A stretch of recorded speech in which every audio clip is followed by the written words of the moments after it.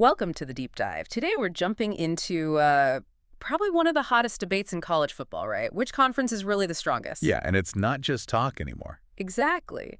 With this new 12-team playoff, a conference's perceived strength can literally change everything for a team's season. It absolutely can. It's not just bragging rights. How strong people think your conference is directly impacts your playoff chances.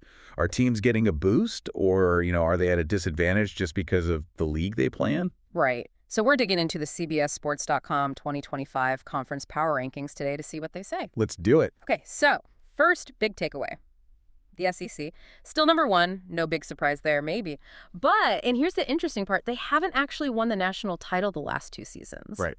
So how does that work? Why are they still clinging to that top spot when the Big Ten's had the championship wins recently? Is it just pure depth? It really is the depth. Yeah. I mean, it's kind of undeniable when you look at it. The SEC has, what, 4 teams that look like real title contenders?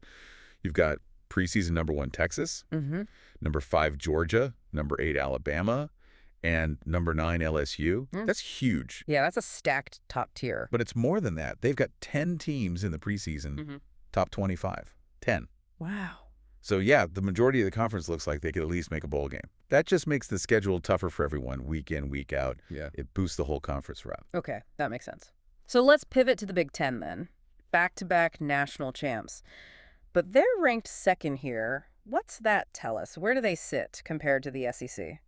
Well, look, the Big Ten is definitely a clear step above the next group down, no question. But they just don't quite have that same, like, wall-to-wall depth the SEC does. They're more top-heavy. Exactly. Their strength is really concentrated at the top. You've got number 3 Ohio State, number 2 Penn State, number 7 Oregon joining the mix. Serious firepower. They've got 6 teams total in the top 25.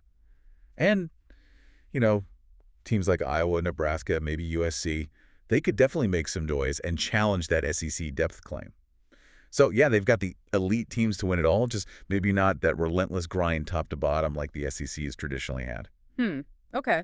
So we've got SEC depth versus Big Ten elite talent at the very top. What about the next level down, the Big 12? The rankings say no legitimate national title contender, which sounds harsh, but also promotes balance, excitement, and unpredictability. Yeah, that's the interesting thing about the Big 12, right? Does that almost make them more watchable week to week, or does not having that clear favorite hurt them? It's fascinating because that lack of one single dominant team, it might actually play to their advantage now with 12 teams getting in the playoff. How so? It's all about parity. Their highest ranked team is number 11 Arizona State.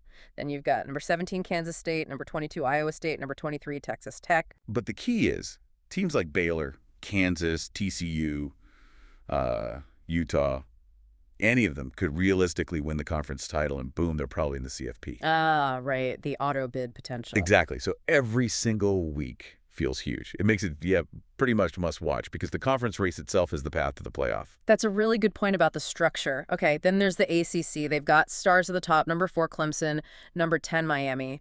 But the rankings mention a steep drop-off after that. What's the story there? Well, yeah, after Clemson and Miami, you've got number 16 SMU is the next ranked team. So a bit of a gap. And here's a fun little side note. You probably saw this. The ACC now has Bill Belichick coaching at North Carolina, 6-time Super Bowl winner. Yeah, wild. Totally wild. Yeah. Brings incredible attention, obviously. But, one legendary coach, even Belichick, doesn't instantly fix the conference's overall depth compared to, say, the SEC or Big Ten. It's still an issue they're facing. Gotcha.